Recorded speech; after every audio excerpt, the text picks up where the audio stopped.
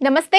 Welcome to I dream. ఈ రోజు మనతో పాటు ప్రముఖ ఆధ్యాత్మికవేత్త మాడుగుల శివప్రసాద్ గారు ఉన్నారు. మాట్లాడదాం. నమస్తే గురుగారు.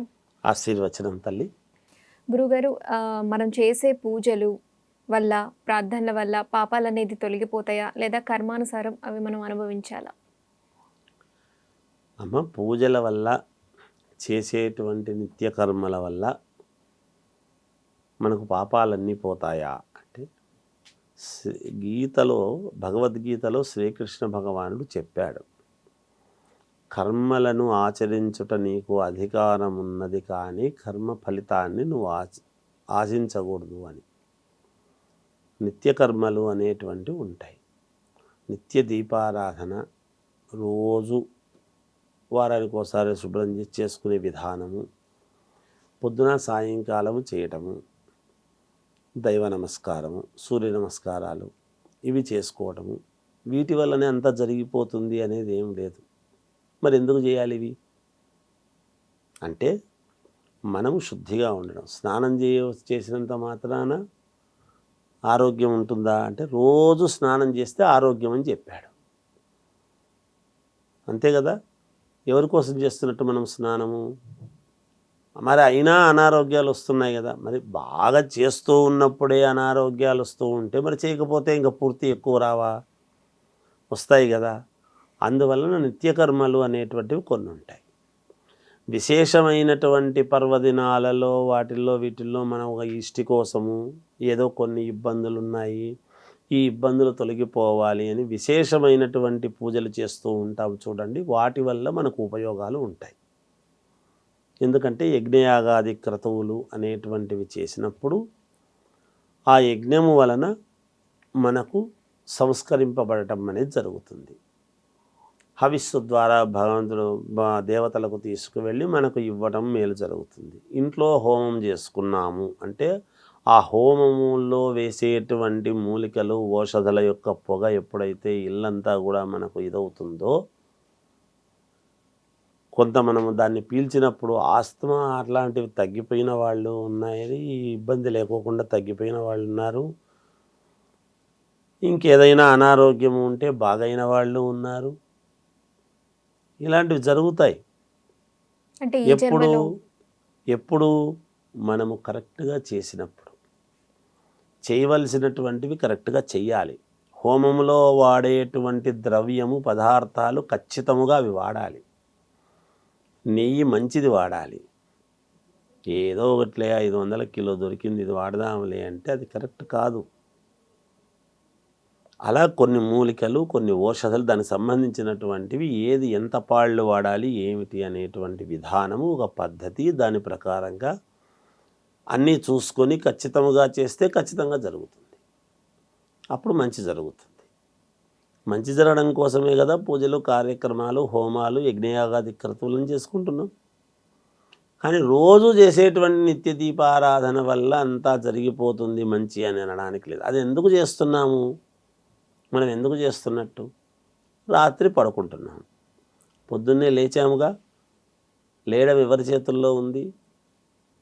మనం అలారం పెట్టుకున్నాము.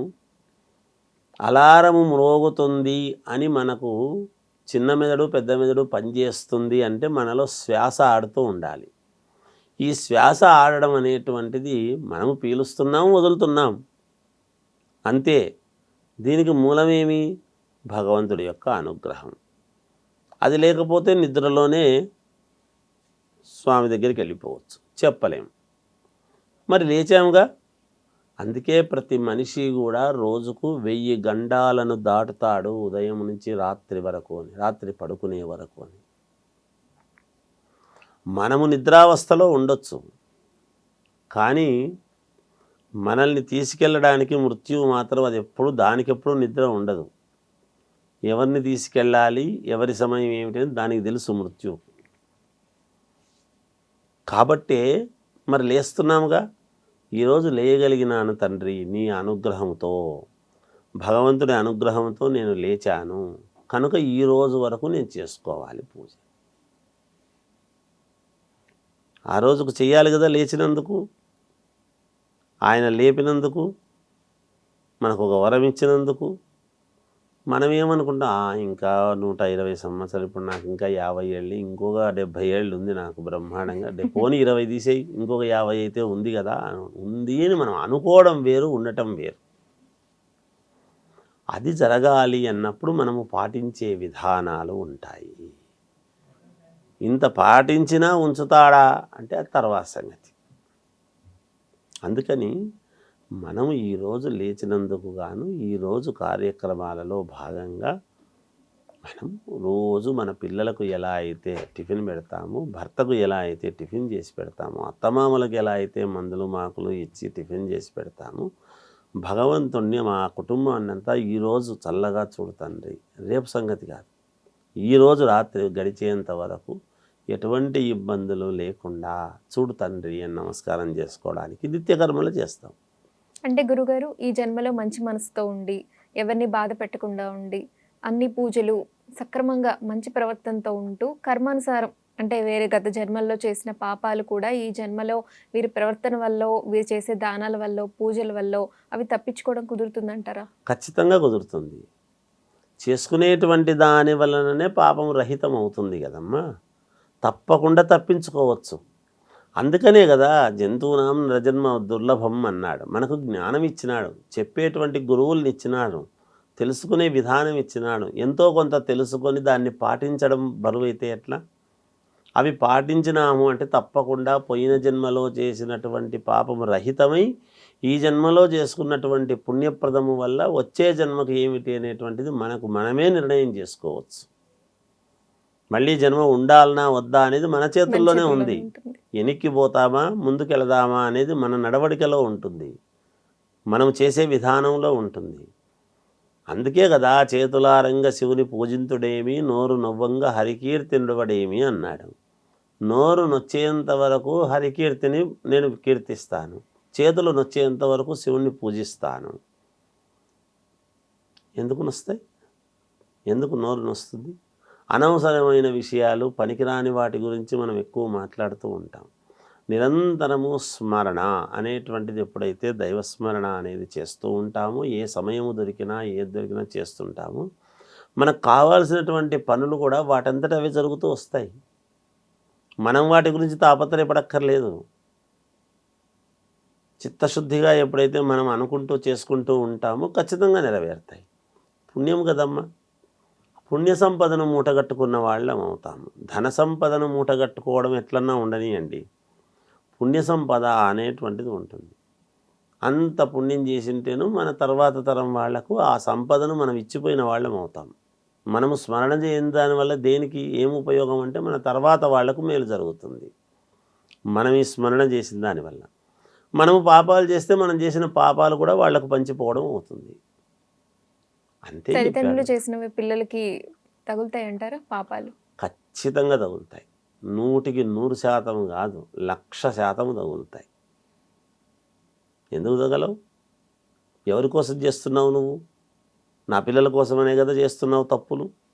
మరి పిల్లల కోసం తప్పులు చేసి సంపాదిస్తున్న పిల్లల కోసం అవెందుకు రావు? వాళ్ళు ఏమన్నా నువ్వు ఇది చేసి మాకేం అడిగినారా? వాళ్ళకి తెలియక అడిగిండొచ్చు. అడిగితే ఏమి చేస్తే వస్తుందో, అందుకే ధర్మార్థ కామ్య మోక్షములు ధర్మముగా చూసుకొని జాగ్రత్తగా చేసుకోవాల్సిన బాధ్యత నీకుంది. నువ్వు చేసుకో. ఇవ్వలేకపోతే ఇవ్వలేనని చెప్పు పిల్లలకు, అంతేగాని నా పిల్లలు అడిగినారు కదా కోటాను కోట్ల రూపాయలు నేను సంపాదించి ఎలాగైనా సరే వీడిని కోటీశ్వరుని చేయాలా అంటే ఎలాగైనా వాడికి అది అబ్బదు, ఉండదు, తినలేడు. నువ్వు ఎంత ఎత్తిపెట్టి పోవాలా అని ఎత్తిపెట్టుకుంటూ ఉన్నావో అంత పాపాన్ని నీ తర్వాత వారికి నువ్వు ఇస్తున్నావనే దాని అర్థము తప్ప అంతమంది ఏడుపులు, అంతమంది ఇవి. ఈరోజు డబ్బు ఉంది కాబట్టి మనకు కనపడలేదు, మనకు అవన్నీ తెలియదు. తర్వాత వాళ్ళు పడేటువంటి ఇబ్బందులు చాలా అంటే చాలా ఉంటాయి. అందుకే డబ్బు ఉంటే ఇవన్నీ బయటపడవు, రోగాలన్నీ ఏదో గుంభనంగా పోతున్నాం కదా అనుకుంటారు, కానీ తెలుస్తాయి. అనేక రకాల ఇబ్బందులు, కష్టాలు అంటే సంపాదించే వాళ్ళందరూ తప్పుగానే సంపాదిస్తున్నారని నేను అనడం లేదు. వేల కోట్ల రూపాయలు సంపాదించే వాళ్ళందరూ తప్పుగానే సంపాదిస్తున్నారని నేను అనడం లేదు. కొందరి గురించి మాట్లాడుతున్నారు. అలా సంపాదిస్తే ఇలా ఉంటుందని చెప్పా, అంతవరకే. కొందరని కూడా అనలేదు. ఒకవేళ అలా సంపాదిస్తే వాడిని ముంచి వీడిని ముంచి నాకు దొరికింది కదా అని చెప్పి ఎప్పుడైతే తీసుకుంటే ఆ పాపాన్ని మూటగట్టి వాళ్ళకి ఇస్తున్నాము అనేది అర్థం చేసుకోవాలి. నాది కానిది నాకెందుకు అనుకుంటే ధర్మం. ధన్యవాదాలు గురువుగారు. జయోస్తు.